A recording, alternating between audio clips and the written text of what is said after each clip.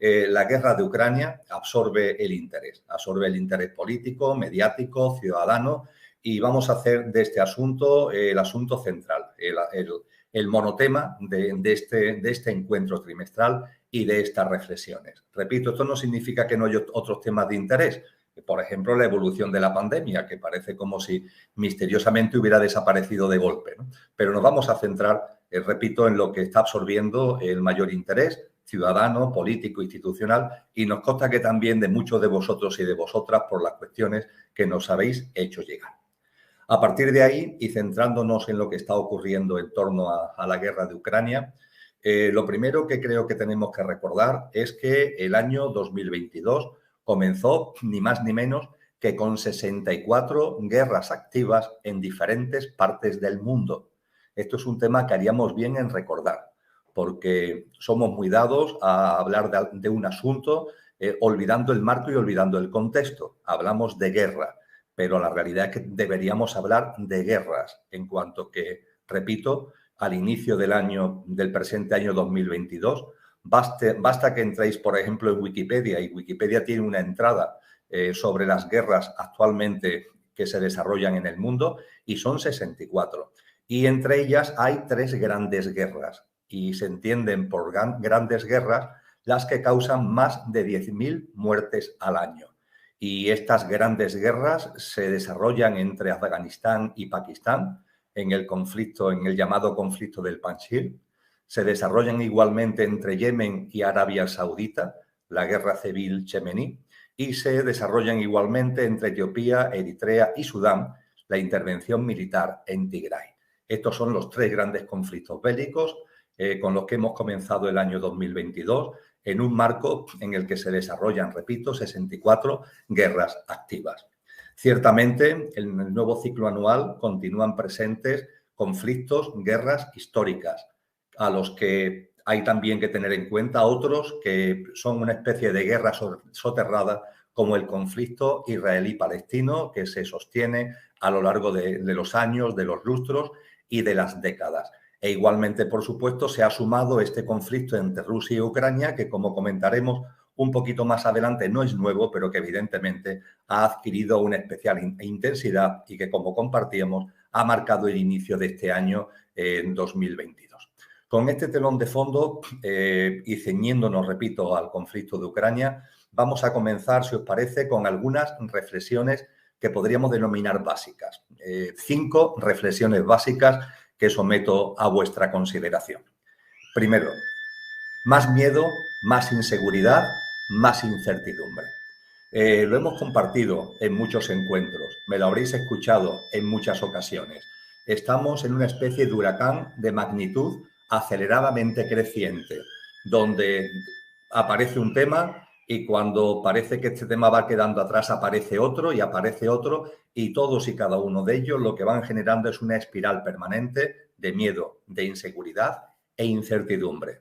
Lo cierto es que este miedo, esta inseguridad y esta incertidumbre ya no son sensaciones más o menos latentes, sino que conforman lo que a mí me gusta denominar el trípode del peligro existencial que experimenta actualmente la humanidad, o por lo menos una gran parte de los seres humanos, por mor de la irracionalidad, la especulación, la globalización, la precarización de todo lo que tiene que ver con los ámbitos económicos, la disolución de referencias, la sensación de rigor constante e inminente, la violación de la verdad, la urgencia y la necesidad.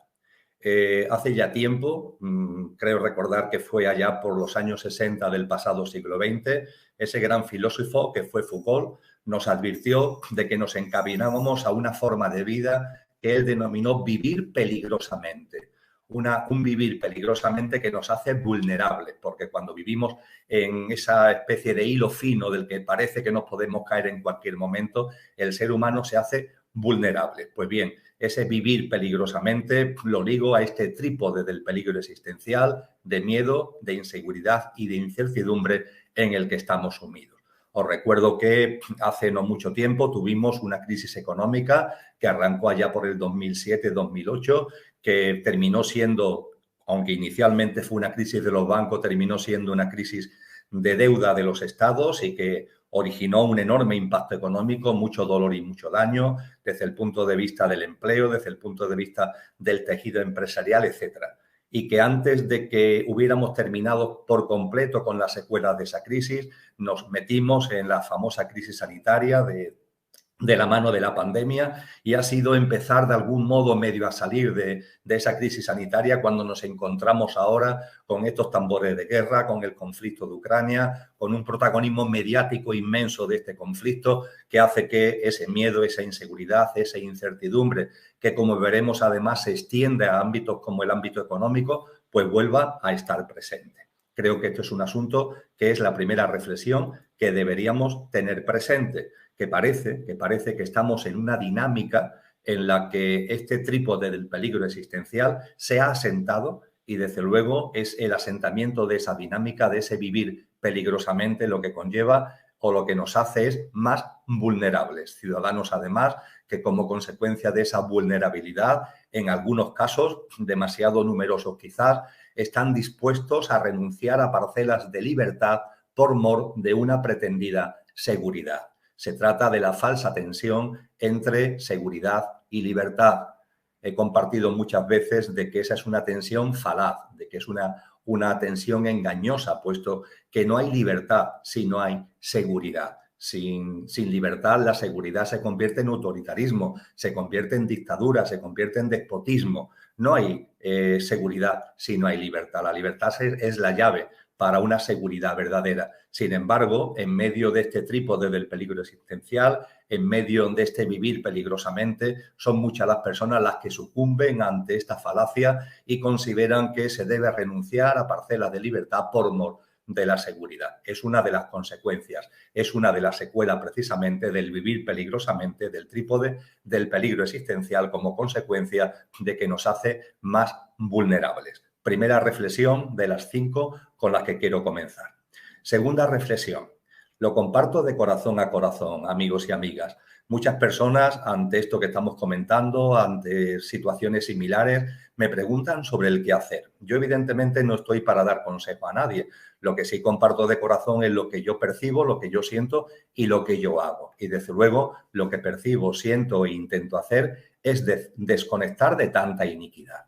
Desconectar de tanta iniquidad, desconectar de este huracán de magnitud aceleradamente creciente en el que nos quieren metidos en una especie de torbellino, mediante una práctica de vida cotidiana que sea cada vez más comprometida con nuestro verdadero ser, que sea cada vez más coherente con eso que realmente somos, cada vez más auténtica y ejemplar, y que sirva para que en el momento presente, en el aquí y ahora, nos convirtamos en semillas de algo nuevo, ese algo nuevo que podemos denominar una nueva generación humana, yéndonos a las expresiones que utilizó, por ejemplo, Cristo Jesús, que nos conviertan en semillas de una nueva humanidad. Es decir, creo que debemos tener el discernimiento y también la conciencia pertinente y necesaria como para que todo este torbellino de acontecimientos que se suceden en el tiempo, conllevando todo lo que conllevan, entre otras cosas, ese miedo, esa inseguridad y esa inestabilidad, que le demos la vuelta como un calcetín a través de un compromiso con uno mismo, es decir, que el compromiso con lo que realmente somos. Cuando hablo del compromiso con uno mismo, no hago mención al compromiso con el pequeño yo, a ese yo físico, emocional y mental, y la personalidad a él asociada, a ese pequeño yo efímero y pasajero. No, hago referencia al compromiso con lo que realmente somos. Tomar conciencia de nuestro auténtico ser, ese ser que no conoce la muerte, ese ser que es imperecedero, y a partir de esa toma de conciencia, un compromiso para ponerlo en valor, para ponerlo en presencia y para vivir en coherencia con ello. Como esto no lo hagamos, esta especie de monstruo de la dinámica en la que estamos nos va a absorber cual arena movediza. Estamos en un momento crucial en el proceso de devenir consciencial, tanto personal como colectivo, y la desconexión de esta iniquidad mediante una práctica de vida cotidiana creo que es fundamental. Cuando vayamos terminando esta exposición, aproximadamente dentro de una horita, pues volveré otra vez a retomar esta reflexión. La tercera reflexión que quiero compartir con vosotros es que si hemos vivido de la mano de la crisis sanitaria un ensayo de ingeniería social, porque esta crisis sanitaria también he tenido ocasiones múltiples de compartirlo, ha tenido como telón de fondo el mayor ensayo de ingeniería social en la historia de la humanidad. Pues bien, ahora en lo que estamos viviendo hay como una especie de extensión de ese mismo ensayo de ingeniería social. Eso sí, con una diferencia importante y que os pido que reflexionéis. Cuando hablábamos del ensayo de ingeniería social con relación a la crisis sanitaria, estábamos hablando de un ensayo de ingeniería social que absorbía al conjunto de la humanidad, en el que estaban liados y metidos todos los seres humanos, todos estábamos en ello, de una forma u otra, los 8.000 millones de seres humanos. Sin embargo, ahora, en este ensayo de ingeniería social, donde se repiten muchas cosas, donde se repiten un uniformismo desde el punto de vista político e institucional, donde se repite un uniformismo desde el punto de vista de los mensajes de los medios de comunicación, donde se repite esa dinámica de un bombardeo constante de noticias para convertir este asunto en algo monotemático y que nos influya en nuestra forma de ver la vida y en nuestra forma de vivirla. En este ensayo de ingeniería social ahora hay una diferencia, y es que no está afectando a los 8.000 millones de seres humanos, sino a una porción, a una parte de esos 8.000 millones de seres humanos. Es una parte que vosotros y yo consideramos importante, porque formamos parte de ello la mayoría. Me refiero al mundo occidental. Pero es el mundo occidental el que está viviendo ahora este monotema, el que está viviendo ahora este uniformismo institucional, político, mediático. Es el mundo occidental, no el resto del mundo. Concretamente, como vamos a compartir dentro de un momento, estamos hablando de unos 1.000 millones de personas. Por decirlo gráficamente, los que vivimos en países que pertenecen a la Organización del Tratado del Atlántico Norte, es decir, que pertenecen a la OTAN. Son, como también vamos a compartir en un momento, son unos 30 países, y en esos 30 países viven algo menos de 1.000 millones de habitantes, en un contexto de la humanidad que son 8.000 millones. Y es ahí, es en ese contexto de unos 1.000 millones de habitantes, donde ahora el ensayo de ingeniería social, que había sido masivo, ahora es como selectivo, ahora va como dirigido a una parte concreta, específica, y a un porcentaje relativamente pequeño, una octava parte de la población mundial. Porque hay que tener en cuenta que, aparte de los países de la OTAN y de los ciudadanos que en ellos vivimos, muy pocos países se han decantado diplomáticamente contra Rusia. Y esto es algo que los medios de comunicación occidentales, los medios de comunicación de los países que están integrados y pertenecen a la OTAN, prácticamente no se hacen eco. Pero os pongo distintos ejemplos. En el ámbito, por ejemplo, de América Latina, Brasil y Argentina se han negado a condenar a Rusia en el seno de la Organización de Estados Americanos. Igualmente, desde el punto de vista de todo lo que es la parte asiática del planeta, donde, como sabéis, se concentra la mayor parte de la población, deberíamos recordar que China e India se han resistido igualmente a condenar a Rusia, no se han posicionado diplomáticamente en la misma situación que han hecho los países de la OTAN, pero también es el caso de otros países del sur de Asia que son muy importantes desde el punto de vista de población, como es el caso de Pakistán, como es el caso de Indonesia, como es el caso de Bangladesh, amén de otros estados asiáticos, de Sri Lanka, Afganistán, que también se han resistido a realizar esa condena. Quiero decir con esto que si dentro del ámbito de influencia de la OTAN, de nuevo, como en la pandemia, la uniformidad en torno a la versión oficial es completa, instituciones que se posicionan en el mismo sentido, medios de comunicación que repiten sistemáticamente idénticos mensajes y una opinión pública que hace suyo el pensamiento único sin atisbo, parece, de reflexión consciente y de criterio propio. Esto está sucediendo en el contexto de 1.000 millones de seres humanos, porque hay otros 7.000 millones de seres humanos que ven las cosas de una forma distinta. Esto es una diferencia importante entre el ensayo de ingeniería social en el caso de la pandemia y el ensayo de ingeniería social que ahora se está viviendo en el contexto de los países occidentales con el conflicto de Ucrania. Y creo que también sobre esto debemos reflexionar. También sobre esto creo que merece la pena que cada uno haga su propia reflexión, su propio discernimiento, porque está ocurriendo algo como para que el ensayo de ingeniería social,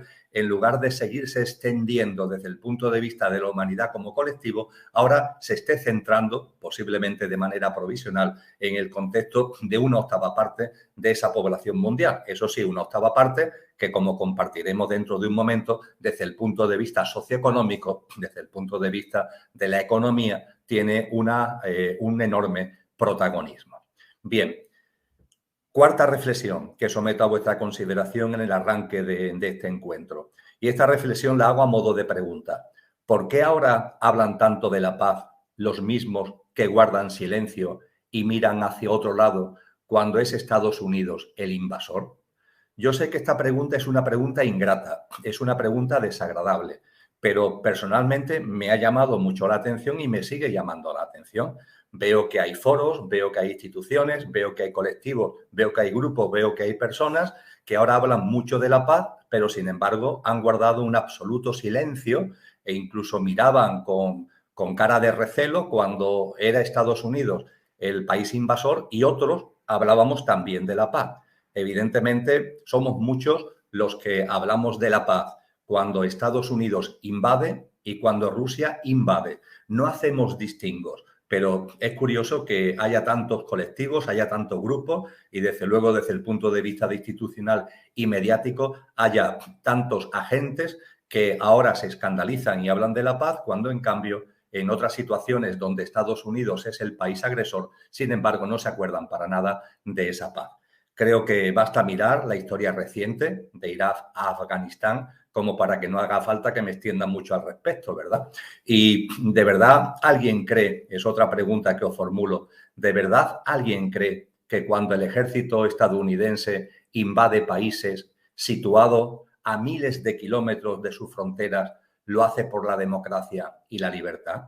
De verdad que llegado a este punto, en el momento en el que estamos de la humanidad, sabiendo lo que sabemos, conocemos lo que conocemos, ¿de verdad que esto se lo cree alguien? ¿De verdad que esto alguien se lo toma en serio? La democracia es, por ejemplo, lo que Estados Unidos ha dejado con sus invasiones en Afganistán, en Irak, en Kuwait, en Libia, en Siria, etcétera, etcétera, etcétera. Lo que ha dejado es un reguero de cadáveres, lo cual es tremendo, suceda en Irak o suceda en Afganistán o suceda en Ucrania. Y en conciencia no debemos hacer distingos. La llamada por la paz no puede aparecer cuando unos determinados medios de comunicación y unos responsables políticos hablan de la paz. Y, en cambio, cuando esos medios de comunicación y esos responsables políticos e institucionales callan sobre la paz, todos callamos también. Esto no puede ser. Hace falta criterio, hace falta discernimiento. Y, desde luego, ese criterio y ese discernimiento nos debe llevar a hablar de la paz aquí y ahora, por supuesto, pero que ese aquí y ahora no venga sometido, insisto, por los dictados de unos poderes o de unos poderosos que, cuando les interesa, se habla de la paz porque hay un país agresor, pero que cuando le interesa, en una agresión de otro país, eso, sin embargo, no es objeto de ningún tipo de consideración ni es objeto de ningún tipo de reflexión. Y, por último, quinta y última reflexión que someto a vuestra consideración y que no va a dar pie ya al resto de lo que vamos a ir compartiendo durante la tarde de hoy. Es una consideración a tener en cuenta. No hay guerras entre países, sino luchas en el seno de la élite. Y esto lo subrayo especialmente. Y como lo subrayo especialmente, aparte de que lo tenéis en el texto que está incorporado al bloque Gestiono, al cielo en la tierra, a vuestra disposición, lo voy a volver a repetir. No hay guerras entre países, sino luchas en el seno de la élite. No son los países, no son las sociedades, no son las personas los que hacen guerras entre sí. Es ni más ni menos, esas guerras son ni más ni menos que la manifestación exterior de luchas que se dan en el seno de la élite que hace ya tiempo domina el sistema socioeconómico mundial y, a través de él, el entramado político e institucional planetario. Amigos y amigas, reflexionemos sobre ello, al menos admitirlo como una hipótesis para vuestra consideración. No hay confrontaciones bélicas entre estados, no hay confrontaciones bélicas entre gobiernos, no hay confrontaciones técnicas entre países, no hay confrontaciones bélicas entre sociedades, sino pugnas de intereses económicos entre las grandes corporaciones multinacionales, empresariales y financieras, por medio de las cuales la élite a la que acabo de hacer referencia se ha adueñado del mundo. Y este es un tema fundamental, tan fundamental que si este encuentro de reflexión de actualidad, primer trimestre del 2022, lo estamos centrando en la guerra de Ucrania, en ese contexto, el que esto es una manifestación de las luchas intestinas, de las luchas que hay en el seno de la élite, va a ser la piedra angular de nuestras reflexiones. Así que, a partir de aquí, voy a entrar precisamente en esto, en las luchas en el seno de la élite y cómo esto se pone maravillosamente de manifiesto en lo que tenemos delante. Aunque lo que desde los gobiernos, las entidades públicas y los medios de comunicación nos quieren hacer creer es algo totalmente distinto. Bien, primera reflexión dentro de este nuevo bloque. Existe una élite en el mundo y esa élite está dividida. Es una élite en confrontación, es una élite en tensión. Hay una parte de la élite que está hoy detrás de organizaciones como la OTAN, a la que hacía referencia hace unos minutos, es decir, a la Organización del Tratado del Atlántico Norte. Esa élite, aunque en sí no es homogénea, hay una parte importante de la misma que podríamos denominarla una élite luciferina, pues porque tienen creencias espirituales, toda la élite tiene creencias espirituales, aunque a la gente de a pie le parezca increíble, lo que ocurre es que sus creencias espirituales son involutivas y dentro de esas creencias espirituales involutivas, una parte de la élite la podemos calificar de luciferina, en cuanto a que su dominio, el dominio que ejercen en el sistema socioeconómico y a partir de él en el entramado político e institucional, lo llevan a cabo mediante tácticas, mediante estrategias, mediante métodos, mediante actuaciones de perfil caliente, que incluyen la violencia y la guerra. Es un tipo de dominio caliente, es un tipo de dominio que no duda y no ha dudado históricamente en usar la violencia para imponerse, etcétera, etcétera. Y mediante este tipo de prácticas, entre comillas, calientes, esta élite que está muy presente todavía en el ámbito de lo que es la élite que está detrás de la Organización del Tratado del Atlántico Norte, que está detrás, entre otras cosas, de organizaciones como la OTAN, este tipo de práctica le ha servido a esta parte de la élite para tener un poder hegemónico durante siglos. Aunque eso sí, a lo largo de las últimas décadas se ha visto obligada a ceder una buena porción del mismo ante la presión creciente de la otra parte de la élite. Porque hay otra parte de la élite que en cierto modo está también ya presente cada vez más, aunque no de manera todavía hegemónica, en la élite que está detrás de la OTAN, pero hay otra parte de la élite que sí es claramente hegemónica en otra zona del mundo, en otra parte del mundo, y esa otra parte del mundo es fundamentalmente el continente asiático. Y esta élite también tiene creencias espirituales, las creencias espirituales también son involutivas, pero no son de perfil caliente luciferino, sino que es de perfil frío, que siguiendo las enseñanzas de hace ya prácticamente un siglo de Rudolf Steiner, podríamos denominar una élite, por tanto, arimánica, una élite proclive a procedimientos de control y acción más civilinos, no a través de la violencia, no a través de la guerra, sino a través de un control más sutil, usando las tecnologías, usando el mundo virtual, usando en definitiva unas tácticas que son igualmente de imposición, que son igualmente de control, pero que no tienen la idiosincrasia, no tienen las características calientes de lo que ha sido la forma de acción de la élite hegemónica durante mucho tiempo, durante varios siglos. Y un exponente de esta élite más fría, que fundamentalmente se ha asentado, aunque también hay una parte en Occidente, pero se ha asentado fundamentalmente en la nación asiática, ya que estamos hablando de organizaciones internacionales y hemos hablado de la OTAN desde el punto de vista occidental, desde el punto de vista de la élite más caliente, Ahora tendríamos que hacer referencia al llamado Diálogo de Cooperación Asiática, una organización internacional en la que está muy presente esta élite asiática, esta élite fría, esta élite arimánica a la que acabo de hacer mención.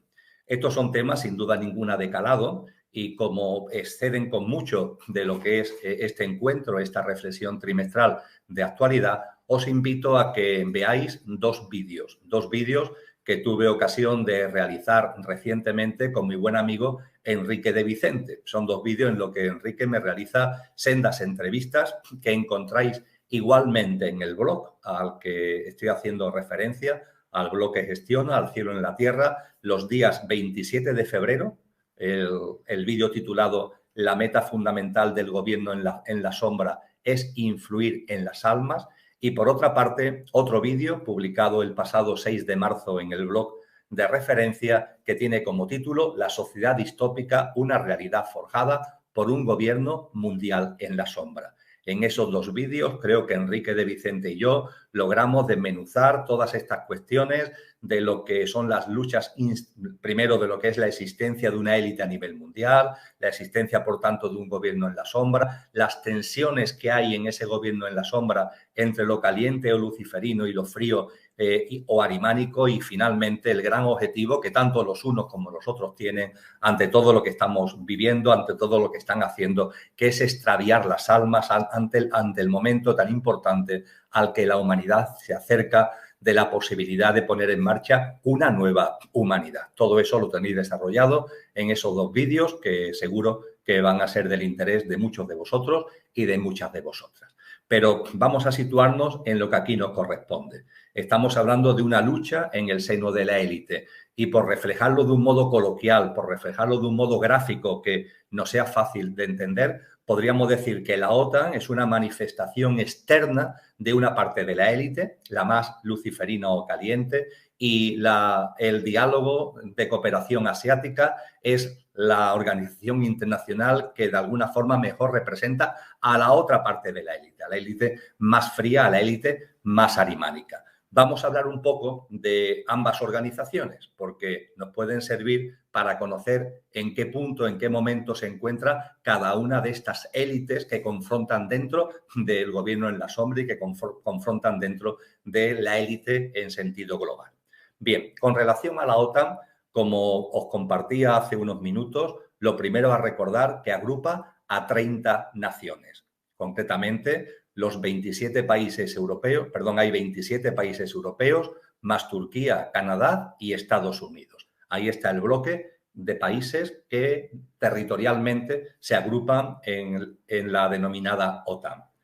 Su población, también lo compartíamos como apuntes en números redondos anteriormente, ahora ya toca ser más preciso. La población de estos 30 países agrupados en el seno de la OTAN asciende a 945 millones de habitantes, teniendo en cuenta que la población mundial está en torno a los 7.900 millones de seres humanos. La OTAN, por tanto, los países que están integrados en ella representan, desde el punto de vista de la población, un 12% de la demografía del planeta. En esto vuelvo a incidir en lo señalado anteriormente, de cómo esta forma monotemática, versión oficial, pensamiento único de ver el conflicto de Ucrania, es monotemático, versión oficial y pensamiento único en una parte de la población que, siendo importante, ahora lo voy a comentar económicamente, sin embargo, desde el punto de vista de lo que es la demografía planetaria, no pasa de ser un 12%, es decir, que hay un 88% de la población del mundo que no vive en países de la OTAN. Eso sí, estos países cuentan con una fuerza económica que, como sabéis, se mide en el célebre Producto Interior Bruto, el famoso PIB en lenguaje de sigla, que asciende aproximadamente a 37 billones de euros. Y esto representa casi el 50% de la economía mundial. Es decir, que es cierto que los países agrupados en torno a la OTAN son el 12% demográficamente hablando del planeta, pero casi el 50%, el 49,5% exactamente, si hablamos del potencial económico, si hablamos de indicadores económicos.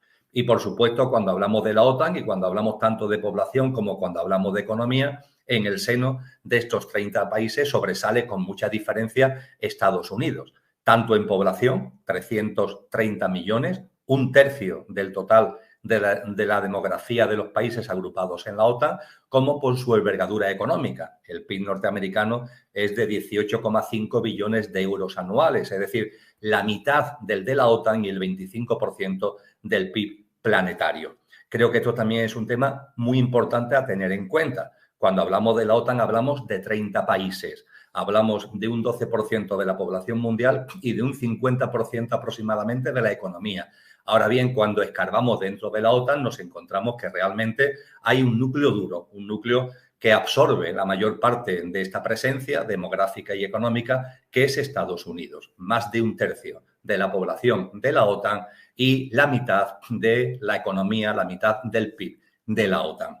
Y cuando vemos estos números y vemos los mismos en perspectiva histórica, lo que sí podemos comprobar es que tanto la demografía como especialmente lo que tiene que ver con el potencial económico de los países agrupados en el seno de la OTAN está disminuyendo, viene disminuyendo a lo largo de las últimas décadas. Su supremacía mundial, por tanto, se viene reduciendo, aunque ciertamente aún tienen en sus manos prácticamente el 50% de la economía mundial, lo que se manifiesta en un PIB per cápita, es decir, en un Producto Interior Bruto dividido por habitantes, que es el más alto del planeta. Estamos hablando de 39.200 euros per cápita. Aunque eso sí, esta economía occidental, esta economía de los países aglutinados en torno a la OTAN, tienen un talón de Aquiles muy importante, que es el alto nivel de deuda pública, que es ni más ni menos que del 110% del Producto Interior Bruto.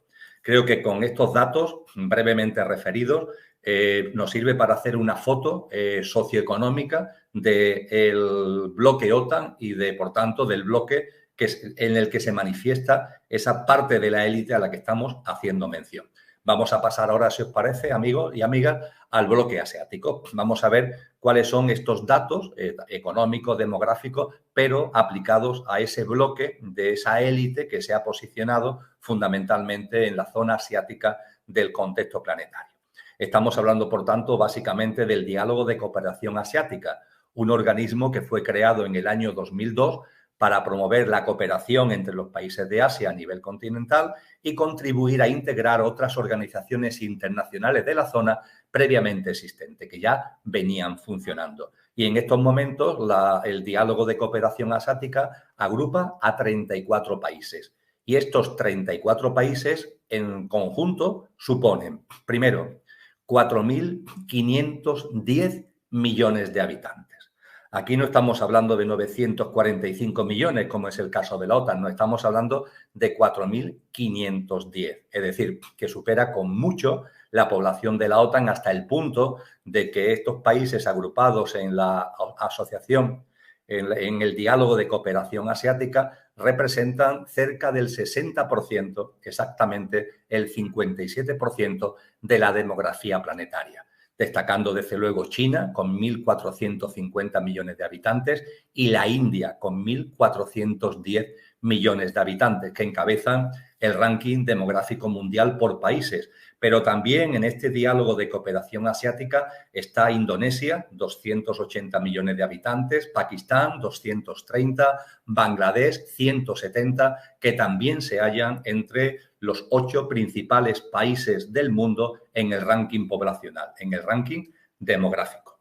Frente a estos números en cuanto a población, si nos vamos a los datos económicos, el Producto Interior Bruto anual de estos países ha crecido notablemente en los últimos lustros y asciende ya a 29 billones de euros, lo que representa casi el 40% del PIB mundial, sobresaliendo China con un PIB de 13 millones de euros, el 17% del PIB planetario. Eso sí, su PIB per cápita sigue siendo muy pequeño en comparación a los casi 40.000 euros per cápita de la zona OTAN. Esta zona del mundo tiene un PIB per cápita de 6.350 euros, una sexta parte del de la OTAN, y su nivel de deuda sí es más moderado, no está por encima del 100%, el 110% de los países OTAN, sino que está en el 85%.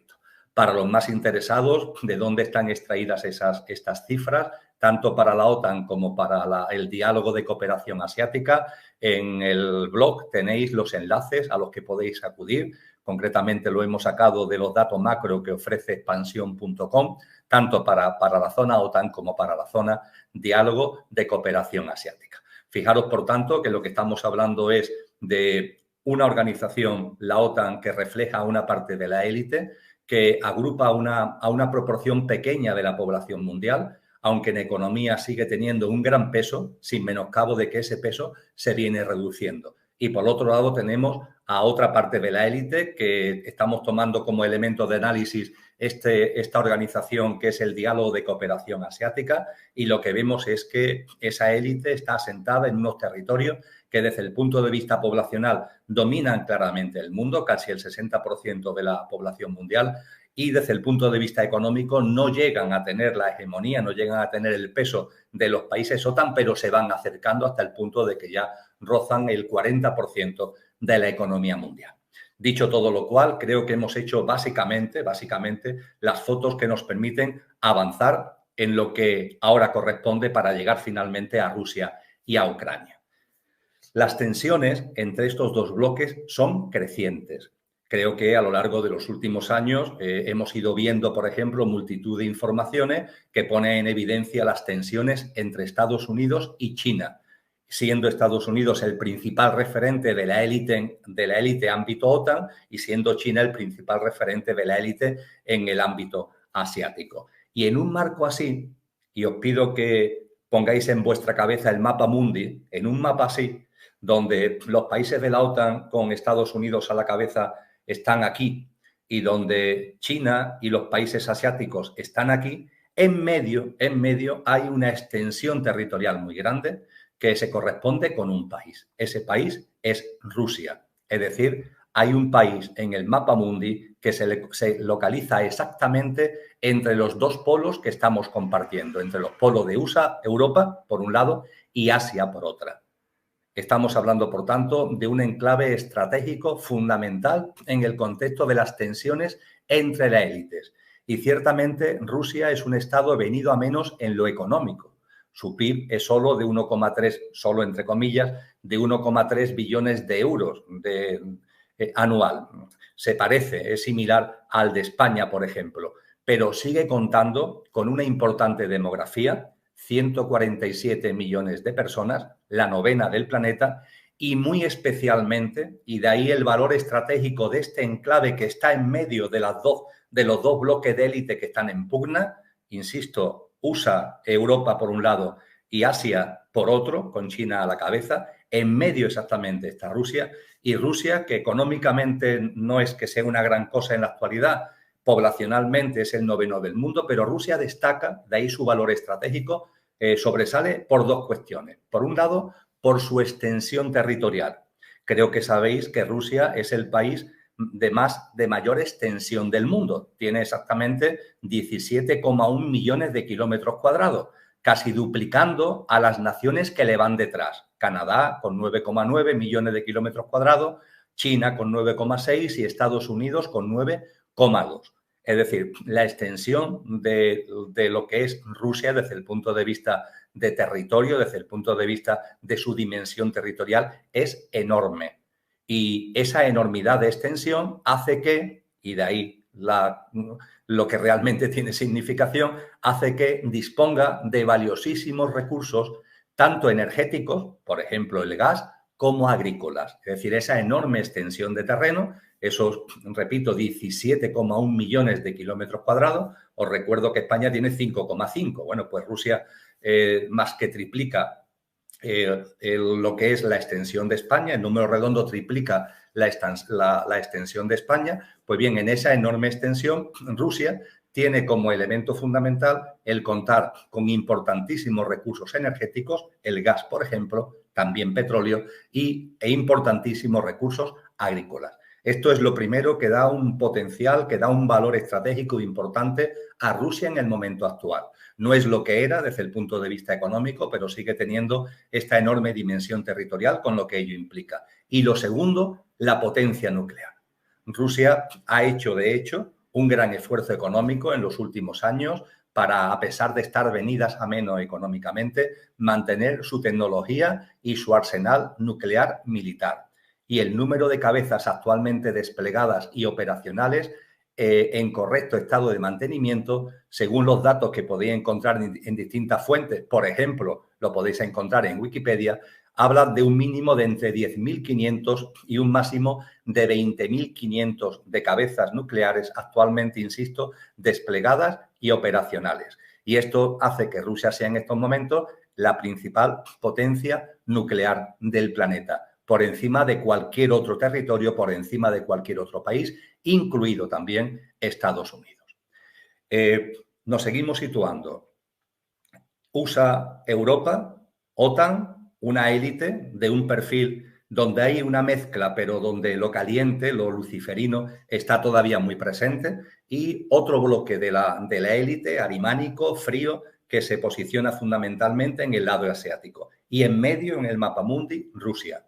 Y Rusia con estos dos grandes valores, la extensión territorial, lo que significa recursos energéticos y recursos agrícolas, y en paralelo su potencial nuclear. Bien, ¿qué ha pasado con Rusia a lo largo de las últimas décadas? Es decir, estando en medio, ¿cuál ha sido su posicionamiento?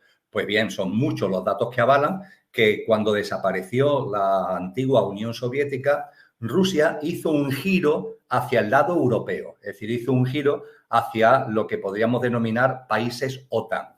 Y de hecho hay multitud de datos que ponen de manifiesto, incluido determinadas declaraciones conjuntas ruso-estadounidenses, que ponen de manifiesto cómo en su momento la élite que está asentada en Rusia miró y quiso ponerse al lado de la élite que se mueve en el ámbito americano-europeo.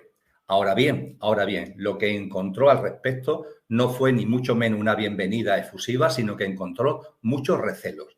Recelos que provinieron de algo tan concreto y tan específico como que la élite occidental se negaba a repartir parte de su tarta con la élite rusa.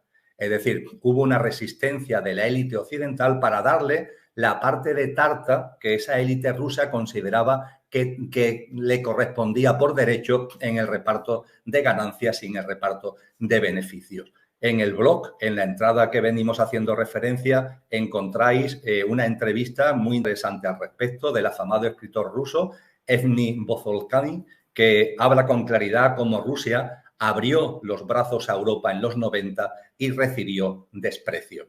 Y esta es la realidad. La élite rusa, esa famosa oligarquía de la que ahora tanto se habla, por cierto, esa oligarquía no está solamente en Rusia.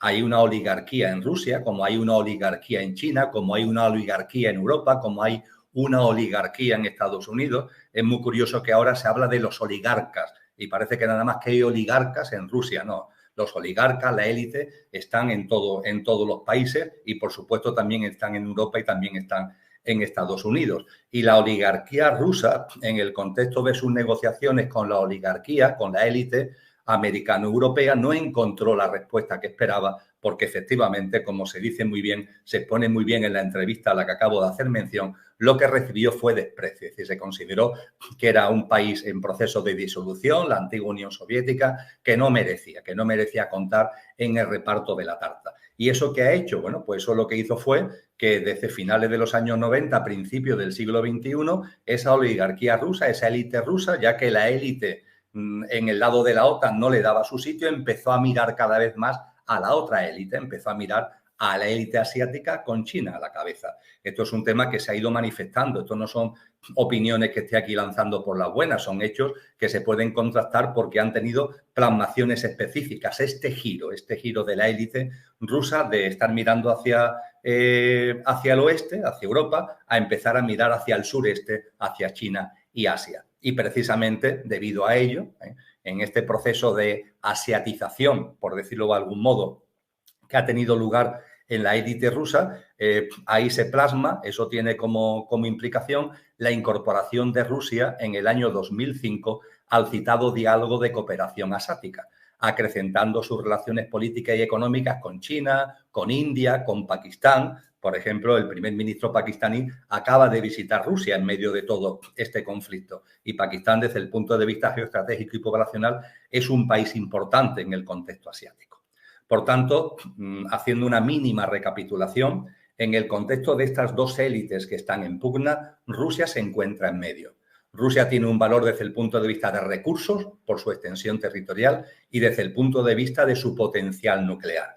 Y en ese contexto, tras la disolución de la Unión Soviética, hubo un periodo de varios lustros donde la élite rusa lo que intentó fue alinearse, llegando a acuerdos con la élite dominante en el ámbito americano y europeo. Y lo que recibió finalmente fue desprecio. No se le dio el sitio mínimo que ellos estaban buscando. A partir de ahí, pues esa élite, buscando lo que buscan, buscando poder, buscando dinero, buscando éxito, buscando ganancia, buscando beneficios, reorientan sus posiciones geoestratégicas y lo orientan hacia el lado asiático hasta el punto de que en 2005 se incorpora al repetido diálogo de cooperación asiática. Y desde luego la Rusia aporta mucho a la élite asiática, una élite que, como venimos diciendo, es fría, es fría. A esta élite asiática le aporta, sobre todo y fundamentalmente, recursos desde el punto de vista energético y desde el punto de vista agrícola y potencial militar, un potencial militar ante el que el bloque asiático por su cuenta está muy lejos de lo que es el potencial de la élite en torno a la OTAN. Sin embargo, con la incorporación de Rusia a ese lado, a ese bando de la élite, ese bando asiático, ese bando, entre comillas, frío, sí tiene ya un potencial militar, incluso por encima del que pueda tener la OTAN, habida cuenta de que China también tiene un poderío militar importante, aunque no llega ni mucho menos a ser ni el ruso ni el norteamericano.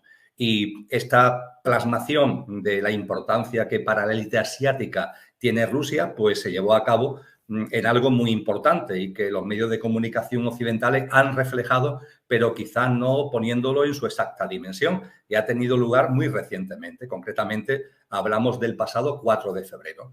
El pasado 4 de febrero, Putin y Xi Jinping, el presidente chino, suscribieron una declaración, la que llamaron una iniciativa global conjunta, que literalmente dice iniciativa global conjunta que modifique el actual orden mundial al que consideran rusos y chinos caduco por tener todavía a Estados Unidos como principal valedor, mientras que, según Rusia y China, el mundo ha cambiado mucho y es ya multipolar. Esta declaración conjunta de Putin y de Xi Jinping se suscribió el 4 de febrero del año 2022, es decir, se suscribió, por tanto, hace un mes en números redondos. Y es una clara manifestación, primero, de cómo Rusia se ha decantado hacia la élite asiática y, en segundo lugar, de ese posicionamiento conjunto de Rusia con la élite asiática en pro de un orden mundial donde Estados Unidos, el gran sustento de la OTAN,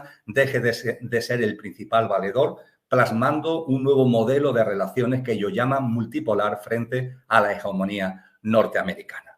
Esto, amigos y amigas, desde el punto de vista económico, desde el punto de vista de los intereses económicos de la élite y de las corporaciones multinacionales que están detrás de las unas y de las otras, supone algo muy grave para la élite occidental.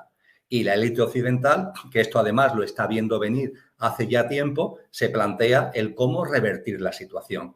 ¿Qué puede hacer la élite occidental para que todo esto que estamos compartiendo, que quieras que no, lo que hace es decantar cada vez más poder al lado de la élite asiática, qué es lo que se puede hacer? Bien, pues lo que intenta la élite occidental, con la OTAN a la cabeza, es revertir la situación. ¿Cómo puede hacerlo? Pues muy sencillo, intentando sustituir al actual gobierno ruso con Vladimir Putin a la cabeza, que es el que está propiciando el giro asiático al que vengo haciendo mención, por otro, que detenga este giro y saque a Rusia de la órbita asiática. Sin embargo, amigos y amigas, este cambio del gobierno ruso y de orientación geoestratégica del mismo, desde el punto de vista de la élite, esto no es sencillo, dadas las características del sistema político ruso, ante lo que desde la OTAN se puso en marcha un plan de presión militar sobre Rusia con el objetivo de poner a Putin contra las cuerdas y forzarle a tomar medidas extremas que, así lo espera la élite occidental, dañen económicamente a los círculos de poder ruso, a la oligarquía rusa, como digo, de la que tanto se habla ahora, sí, y que como consecuencia de ese daño a la oligarquía rusa, esa oligarquía rusa mueva los hilos internos que propicien la caída de Putin y su sustitución por un gobierno que no esté a favor del giro al lado asiático, sino que esté proclive a mantener relaciones y volver a mirar al lado occidental. El objetivo, amigos y amigas, consiste, por tanto, en que la oligarquía rusa promueva un golpe de mano que sustituya el gobierno ruso vigente por otro que sea proclive a los intereses occidentales. El objetivo es forzar a Putin, presionar a Putin para que se meta en un conflicto bélico, como así ha sido, que dañe a la economía rusa, al dañar la economía rusa, dañe a esta oligarquía rusa y que esta oligarquía, ante el daño económico y el mantenimiento de ese daño económico en el horizonte, promueva un golpe de mano en el contexto del gobierno ruso para quitar a Putin y poner en su lugar a otro nuevo presidente más proclive a los intereses occidentales. Y este plan, que a alguno así dicho puede parecer ciencia ficción, primero no es ciencia ficción y además esto se puede comprobar porque hace tiempo que arrancó. Ahora está teniendo una manifestación clarísima, palmaria, en lo que estamos viviendo. Pero este plan de presionar a Putin para que tome medidas, entre comillas, bélicas, que provoquen a su vez la legitimidad de unas sanciones económicas a Rusia, que provoquen a su vez el daño a la oligarquía rusa, que provoque a su vez que la oligarquía rusa sustituya a Putin por otro presidente menos proclive hacia Asia y más proclive hacia Occidente, este plan hace tiempo que empezó, amigos y amigas. Fijaros, la incorporación a la OTAN de países geográficamente próximos a Rusia y que habían pertenecido a la antigua Unión Soviética o al extinto Pacto de Varsovia, algunos surgidos del desmembramiento de Yugoslavia y de Checoslovaquia. Tras la famosa Guerra Fría, con la disolución de la Unión Soviética, el Pacto de Varsovia, el bloque militar encabezado por la Unión Soviética, se diluye.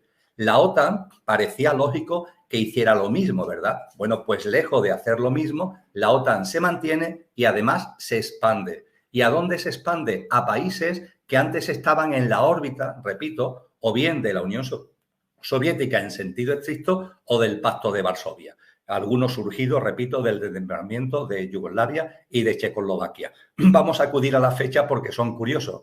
En 1999 es el momento en donde Rusia empieza ya a girar hacia lo asiático ante el desprecio que tiene en Occidente, cuando la élite rusa empieza a mirar a la élite asiática ante el desprecio que tiene por la élite occidental. En 1929 se incorporan a la OTAN la República Checa, Hungría y Polonia.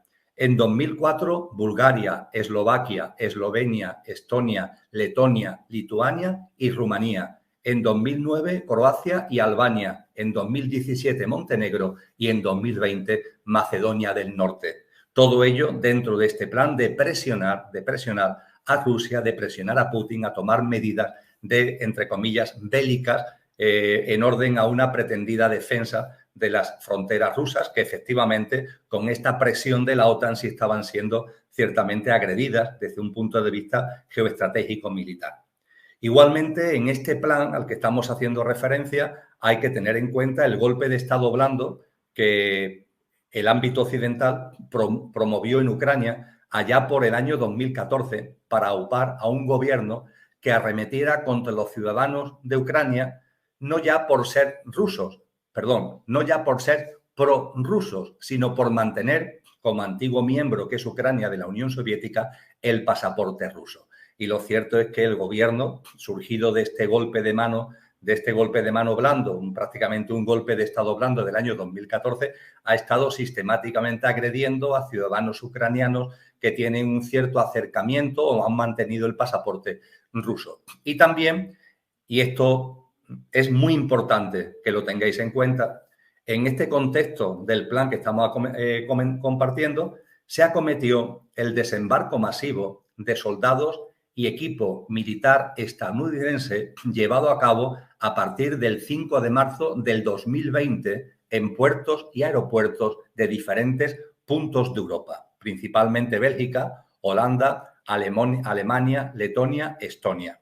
Podemos leer en periódicos de aquel momento, por ejemplo, el periódico italiano El Manifiesto, podemos leer el siguiente titular: 30.000 soldados de Estados Unidos en Europa sin tapujos. 30.000 soldados de los Estados Unidos en Europa sin tapujos. Fue el titular en esos momentos del diario Il Manifesto. Se trató de una ingente movilización de tropas integrada en la operación que Estados Unidos y la OTAN denominó Defender Europa 20, el mayor despliegue de tropas norteamericanas en territorio europeo desde el final de la Guerra Fría, al objeto, literalmente, en la nota oficial lanzada por el Departamento de Estado norteamericano, al objeto de aumentar la capacidad para desplegar rápidamente una gran fuerza de combate de los Estados Unidos en Europa.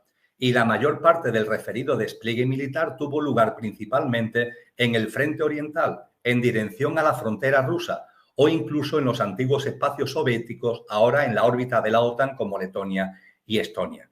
Esta noticia de la movilización dio que hablar, porque fijaros que es una movilización tremenda de tropas, una operación Defender Europa 20 que coincide con la puesta en marcha de la crisis sanitaria, con todo lo que fue ya el desarrollo de lo que hemos denominado la pandemia. Y mientras que se empezaban a tomar medidas de aislamiento y de confinamiento de la población en muchos países, sin embargo, estas tropas estadounidenses desembarcaban, se movían por toda Europa y se iban posicionando en zonas fundamentalmente cercanas a la frontera con Rusia. Eso hizo que el Comando Europeo de los Estados Unidos, en el 16 de marzo del 2020, habló de que esta operación se iba a reducir significativamente en tanto en cuanto se mantuviera la situación COVID. Y, amigos y amigas, ha sido literalmente así. Es decir, esa operación Defender Europa 20, que se pone en marcha febrero-marzo del año 2020 y que en un momento determinado se reduce significativamente con ocasión de la pandemia, en cuanto que la pandemia se ha moderado, en cuanto que la pandemia no ha dejado de estar en el primer lugar de la agenda, pues inmediatamente, nuevamente, volvemos a más de lo mismo. Estamos viendo cómo con todo esto lo que se ha conseguido es que Putin, por fin, para los intereses de la élite occidental, invada Ucrania. Algo que Occidente esperaba para contar con legitimidad, no para defender el suelo ucraniano, que no se está defendiendo, sino para ejecutar sanciones contra Rusia. El botón nuclear financiero, de lo que hablan muchos analistas económicos, que dañando gravemente los intereses de la élite rusa y haga que ésta ejecute el mencionado golpe de mano de los círculos de poder ruso contra el actual gobierno. Y también en el blog al que estamos haciendo mención, la entrada en el blog a la que estamos haciendo mención, os encontraréis una información de un periódico tan poco dado a conspiraciones como La Vanguardia, que tiene como título «Oligarcas y miembros de la élite rusa se pronuncian contra la guerra». Y se pronuncia contra la guerra y contra Putin. A partir de ahí vamos llegando ya a las conclusiones y nos acercamos ya a ir cerrando lo que es este encuentro. De lo que estamos hablando es que no hay guerra entre países, sino que hay luchas en el seno de la élite. Estamos hablando de que hay una élite fría y una élite caliente. La élite caliente tiene todavía una preponderancia en el lado occidental. La élite fría claramente domina ya el lado asiático. Ambas élites están en clara confrontación. Hemos hablado de circunstancias demográficas, económicas, de lo que mueve cada una de ellas. Y en medio está Rusia. Hemos compartido la importancia estratégica de Rusia por su extensión territorial, recursos energéticos y agrícolas y por su potencial militar. Hemos hablado también cómo Rusia inicialmente, fundamentalmente en el tramo final, en los últimos lustros del pasado siglo XX, se reorientó hacia Occidente, pero la élite rusa, la oligarquía rusa, no consiguió ni mucho menos que se le diera el lugar que entendía que le correspondía, con lo que se ha ido orientando al lado asiático también, como hemos venido compartiendo, llegando a esa declaración final conjunta entre el presidente ruso y el presidente chino del pasado día 4 de febrero del año 2022, que es toda una manifestación de intenciones con toda claridad para establecer un nuevo orden mundial que no esté ya bajo la élite occidental, sino que esté bajo la élite fría, arimánica y, por tanto, asiática. A partir de ahí, Putin se ha visto, entre comillas, forzado Habría que meterse en su cabeza para saber exactamente qué le ha llevado a tomar esta decisión, porque lo que estamos compartiendo aquí seguro que para él no es ningún secreto, por los motivos que sea. Se ha decantado por invadir Ucrania. Esa invasión de Ucrania conlleva sanciones económicas. Esas sanciones económicas de los países occidentales deterioran la economía rusa. Al deteriorar a la economía rusa va contra los intereses de la oligarquía rusa, y lo que espera la OTAN, lo que espera Estados Unidos, lo que esperan los países europeos es que esa oligarquía dé un golpe de mano sustituyendo a Putin por un presidente más proclive a los intereses occidentales y que no vaya de la mano de la élite asiática.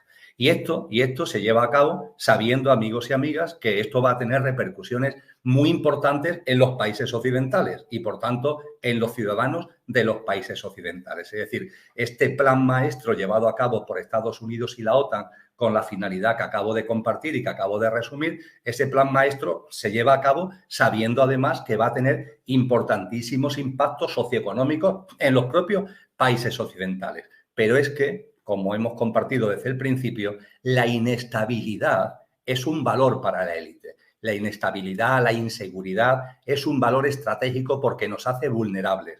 Y lo que a vosotros y a mí nos puede importar mucho, a ellos le importa de otra manera porque lo tienen incluido en el contexto, insisto, de miedo, inseguridad, inestabilidad, el trípode del peligro existencial en el que nos quieren tener metidos. Y efectivamente, fijaros, desde que ha comenzado todo esto, el precio del trigo se ha incrementado un 40% desde comienzos de año y un 70% en los últimos 12 meses.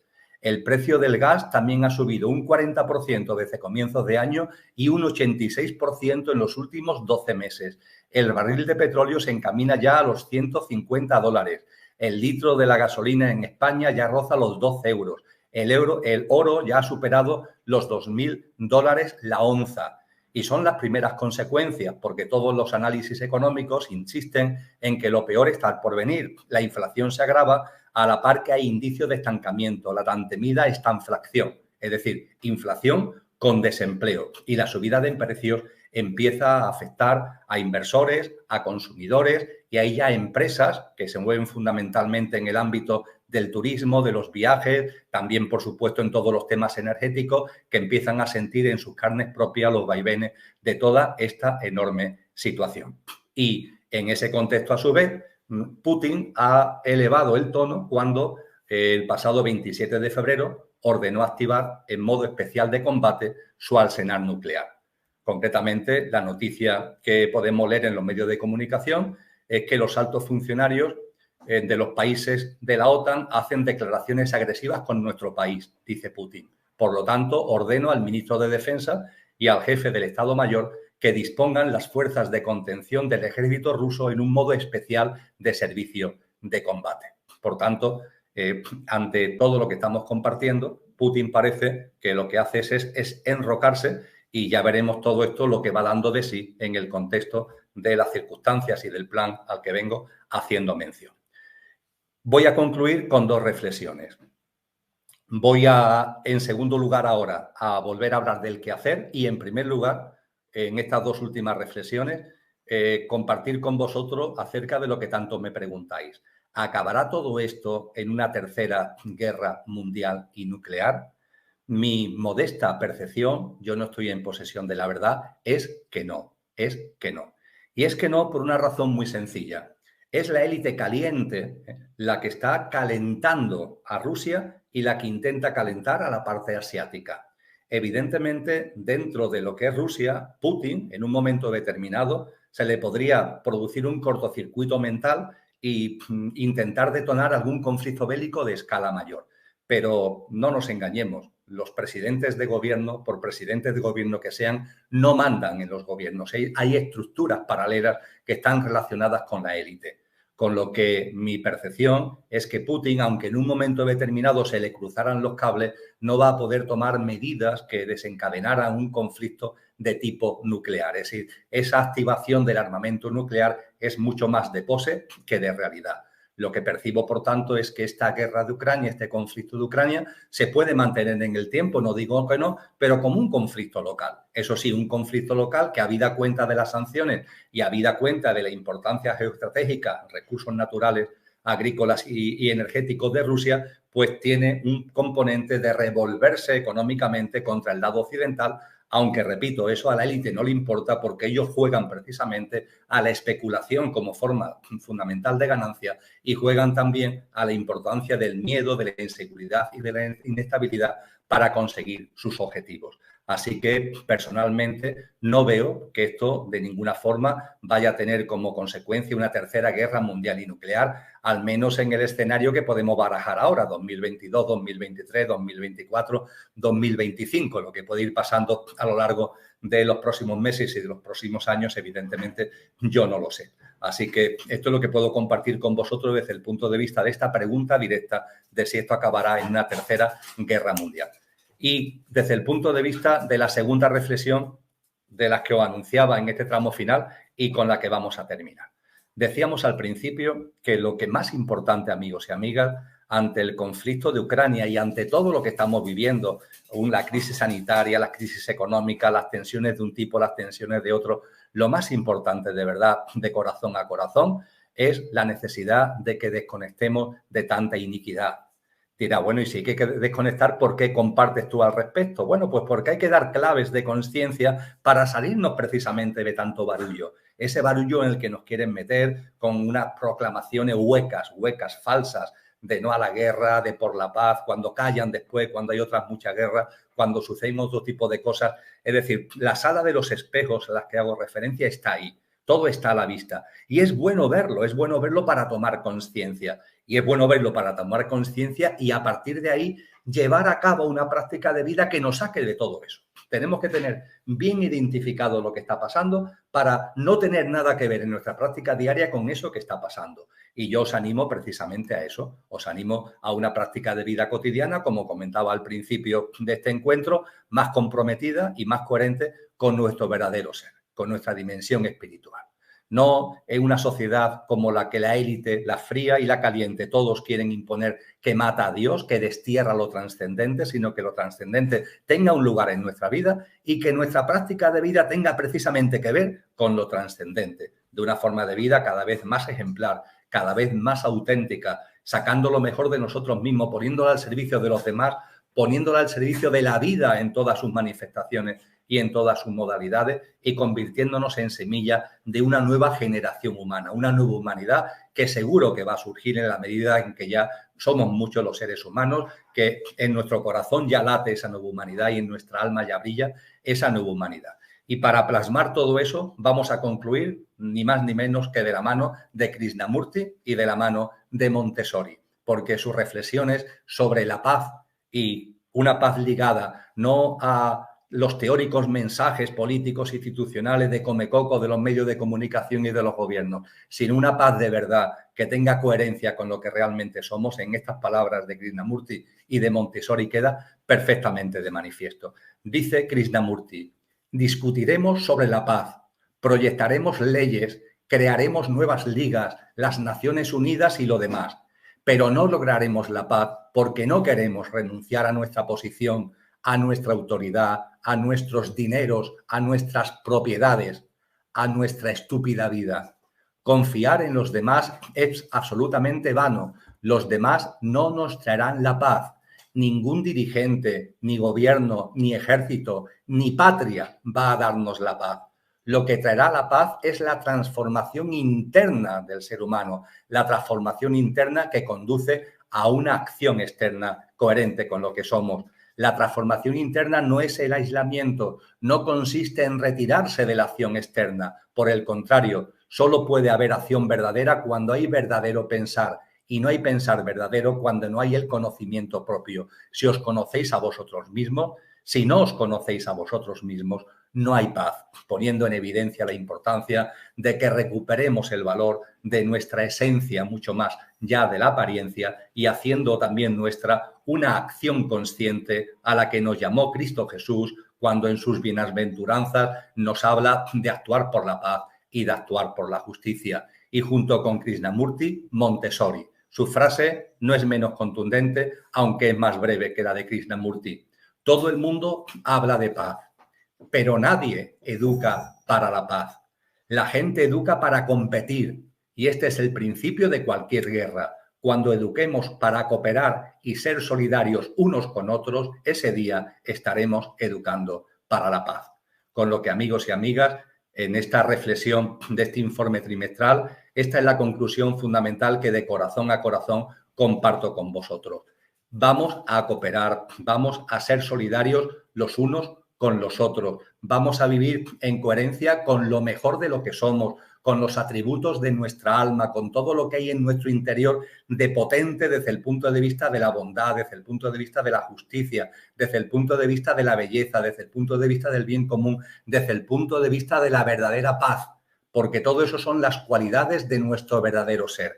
Vamos a poner todo esto en marcha, vamos a tener conocimiento de lo que está ocurriendo, la élite ahí con sus planes, con sus luchas, no están en guerra los países, están en guerra las diferentes partes de la élite y sabiendo esto, tomando conciencia de esto, vamos a vivir desconectando y viviendo de una forma cada vez más coherente con lo que somos, estableciendo lazos de cooperación y de solidaridad entre todos nosotros y también con todas las maravillosas formas de vida que habitan en este planeta.